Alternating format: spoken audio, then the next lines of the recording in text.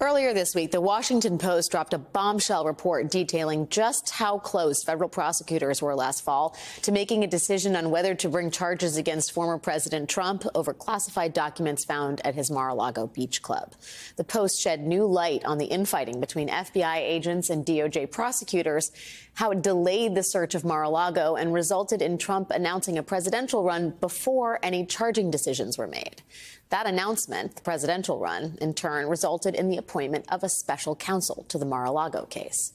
Today, new reporting from the Post reveals that special counsel Jack Smith is now focused on Trump's lawyers as he races against the political clock in his concurrent investigations into Mar-a-Lago and the January 6th insurrection.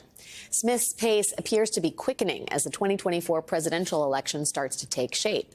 Trump so far has two declared Republican opponents, Nikki Haley and activist Vivek Ramaswamy.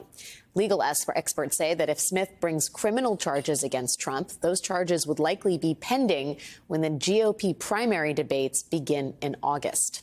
Some of Smith's biggest obstacles here are witnesses central to both the January 6th and classified documents cases, including former Vice President Mike Pence and former Chief of Staff Mark Meadows, both of whom have said they will refuse to comply with the special counsel's subpoenas.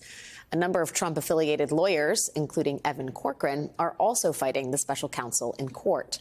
The Washington Post reports that the legal battle with Corcoran, as prosecutors seek his testimony, could be settled in 2 to 3 months.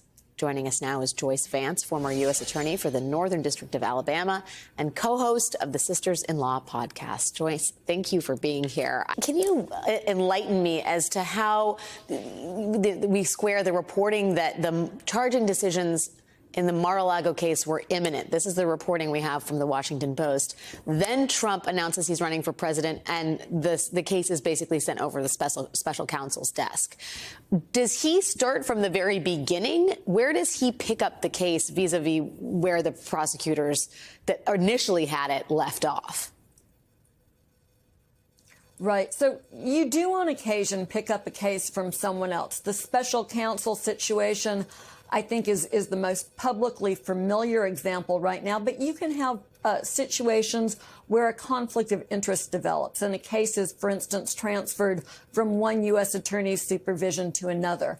And you don't start over from scratch. For one thing, you have a group of agents who will typically travel with the case, sometimes prosecutors.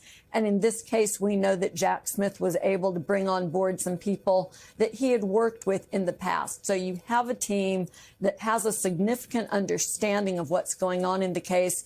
You take a look at that, you make your assessment, and you keep going.